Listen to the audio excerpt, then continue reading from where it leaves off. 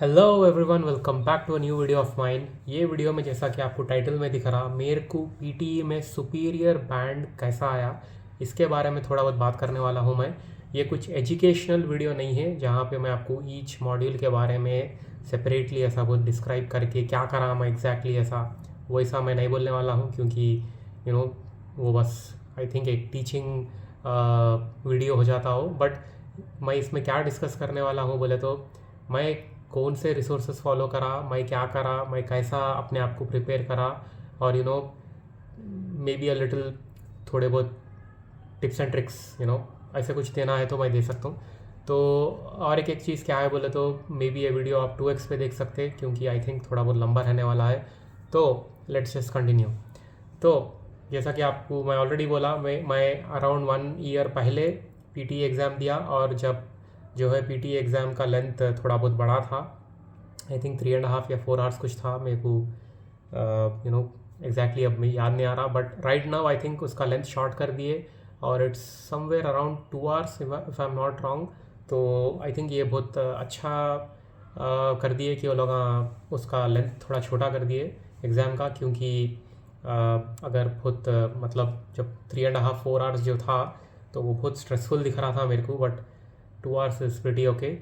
तो coming to the क्या बोलते हैं प्रिपरेशन थिंग, जो कहाँ पे प्रिपेयर होना बोल के, तो आई वुड से कि जो फिज़िकल लोकेशंस रहते हैं, जो आप जहाँ कहीं भी है तो वहाँ पे ऐसा फिज़िकल कौन से भी इंस्टीट्यूट्स रहते हैं राइट, वहाँ पे जाके अपन फिज़िकली बैठ के we can go through a training. तो वैसा it's just me, but I don't like कि ऐसा जाके बैठ के ट्रेनिंग लेना, और वो भी डेजिग्नेटेड टाइम में, सो एंड सो टाइम में आप रहना वहाँ पे, और एक बार लिए तो दैट्स इट, फिर आप फिर से रिपीट नहीं कर सकते। तो ये सब I don't like all these things. तो I would prefer something which can be accessed digitally. तो of course YouTube is a platform, but YouTube पे फाइंडिंग अ रिलायबल और एक अच्छा ट्रेनर ढूंढना आई थिंक बहुत मुश्किल है, क्योंकि there are like lot of videos जो ट्रेनिंग देने के लिए आते, but a lot of those videos are just crap, बस वो I don't think they give you the actual the meat of the requirement, मैं क्या बोलना चाह रहा हूँ बोले तो ऐसा एक सुपीरियर आने के लिए जो टाइप ऑफ टीचिंग होना है, वो टीचिंग बहुत मुश्किल से थोड़ी जगहों पे मिलती। तो वो मैं कहाँ पे गया था बोले तो मैं यूडीमी में कोर्सेस लिया था। तो यूडीमी में मैं 2 कोर्सेस लिया था। आई थिंक रीडिंग राइटिंग एक कोर्स था और स्पीकिंग और लिसनिंग एक कोर्स था, ऐसा कुछ था। तो ऑफ कोर्स अगर इंटरेस्टेड रहे आप कौन से कोर्सेज, तो मेरे को कमेंट सेक्शन में लिखो, मैं आपको कौन से कोर्सेज में लिया था बोल के मैं आपको डाल दूँ। बट जस्ट कैजुअली यूडीमी में जाओ आप और पीटी कोर्सेज बोल के मारो, और हाईएस्ट रेटेड कोर्सेज जो है आप ले सकते हैं। और आई थिंक क्या बोलते हैं टेस्टिंग के लिए आप एक वीडियो ऐसे देख सकते हैं, आई थिंक 1-2 मिनट्स का। अगर आपको पसंद आया तो you can just by the course. और बहुत से टाइम यूडीमी वाले ऑफ़र पे रखते, तो अराउंड 500 रुपीज़ या 490 रुपीज़ में आपको पूरा कोर्स मिल जाता। और ऑफ कोर्स आप कितने भी बार देख सकते हो। तो वो कोर्सेस में वो लोग थोड़े अच्छे टिप्स देते और रिलायबल देते, और वो लोग सब जो देखे हैं वो सब लोग सुपीरियर मल्टीपल टाइम्स उनको सुपीरियर आके है बोले ऐसा। It's not like just some teacher है और आपको पढ़ा रहे, तो पढ़ाना कोई भी पढ़ा सकता, बट एक अच्छा टीचर अच्छा पढ़ाना is that's I think a skill जो बहुत कम लोगों के पास रहता। तो आई वुड सजेस्ट कि यूडीमी में आप चेकआउट करो। और रही बात दूसरी, आई थिंक मैं अब एक पॉइंट बोलने वाला हूँ, वहाँ पे थोड़े लोग अफेंड हो जाएंगे, but I am really sorry. मेरा इंटेंशन ये नहीं है कि आपको अफेंड करना या आपको मोटिवेशन आपका कम करना, बट आई फाउंड कि ये एक वैलिड पॉइंट है जो अनफॉर्चुनेटली क्योंकि अपन नॉन इंग्लिश स्पीकर्स है, तो अपने को इट अफेक्ट्स अस, समझे, इन सम और द अदर वे। तो मैं क्या बोलना चाह रहा हूँ बोले तो अगर आपके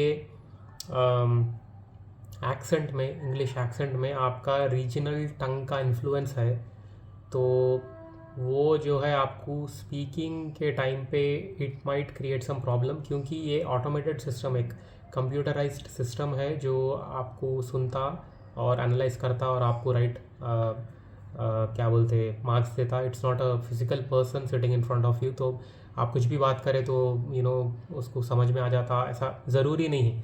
तो फॉर एग्ज़ाम्पल अगर आप कोई रीजनल तेलुगु बैकग्राउंड से है, या नहीं तो फॉर एग्ज़ाम्पल मैं ये पंजाबी में बहुत पंजाबी लैंग्वेज के स्टूडेंट्स में या पीपल में मैं बहुत देखा मैं कि जो उनका बात करने का जो रीजनल लैंग्वेज बात करने का जो स्टाइल रहता, वही सेम स्टाइल अगर इंग्लिश में भी वही सेम स्टाइल अगर आ रहा, तो that's kind of a negative point. तो ये थोड़ा इम्प्रूव करने की कोशिश करना स्पीकिंग में अगर फुल मार्क्स आना चाह रहे तो। बट अगर ये है तो it's like very difficult to change it, but it is what it is, तो वो एक पॉइंट है। और रही बात डिफरेंट मॉड्यूल्स की, तो मैं पर्सनली मेरे बारे में बात करना तो मेरे को द टफेस्ट जो दिखता था वो रीडिंग दिखता था मेरे को। तो क्योंकि रीडिंग क्या है बोले तो सबको ही पढ़ सकते राइट। एक पैराग्राफ दे दिए आपको, किसी को भी पैराग्राफ पढ़ो और सेट ऑफ क्वेश्चंस उसको आंसर करो बोले तो हर कोई जो है बैठ के पढ़ दे के दे सकता आंसर। तो वो उसमें एक अच्छी मतलब वो एक डिफ़िकल्ट चीज़ नहीं है। तो ये लोग क्या करते बोले तो एक एकेडमिक पैराग्राफ देते जो एक बार पढ़ते चाहे आपको ऐसा ईजिली समझ में नहीं ऐसा बोल के ऐसा समझ में नहीं आता हो। अगर आप एकेडमिक पैराग्राफ्स पढ़े तो मैं क्या बोल रहा हूँ आपको ऑफकोर्स समझ में आया होगा। तो एक बार पढ़ते चाहे आपको वो आंसर्स एग्जैक्टली मैच हुए नहीं हुए बोल के आपको ऐसा समझ में नहीं आ जाता बोले ऐसा। तो you have to read it at least twice और थोड़ा दिमाग लगा के पढ़ना पड़ता। और थोड़ा यहाँ पे the main problem the main इसमें क्राइटेरिया क्या है बोले तो रीडिंग नहीं है यहाँ पे क्राइटेरिया।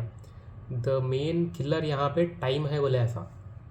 लिमिटेड टाइम पे आप पैराग्राफ पढ़ दे के आंसर्स दे देना, तो ये time management is the priority reading में मेरे हिसाब से। तो आप टाइम मैनेजमेंट अच्छा करना सीखना रीडिंग में।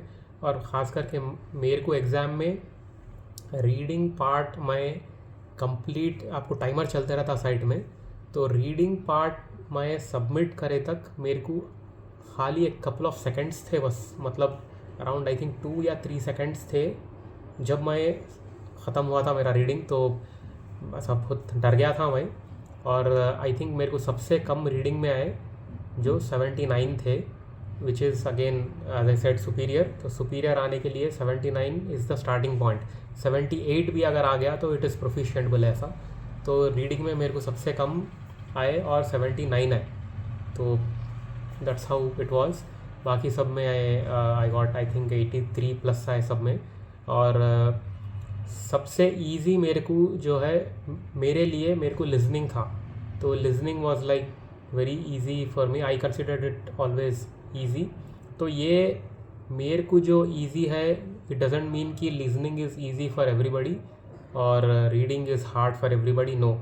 तो आई वुड सजेस्ट कि आपके लिए ये 4 मॉड्यूल्स में आपके लिए सबसे इजी क्या है और सबसे डिफ़िकल्ट क्या है ये आप थोड़ा फाइंड आउट करना।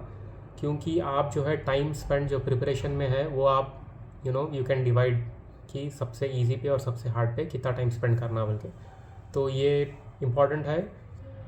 और जैसा कि फॉर एग्जांपल जैसा कि मैं बोला listening was the easiest for me. तो लिसनिंग जब आपको इजी है आपके लिए मे बी कुछ और इजी रह सकता। तो उसके बस मॉक या आप जब प्रिपेयर हो रहे तो 1-2 टेस्ट्स ले उसका, या 1-2 बार ऐसा बस प्रिपेयर हो, that will be fine for you.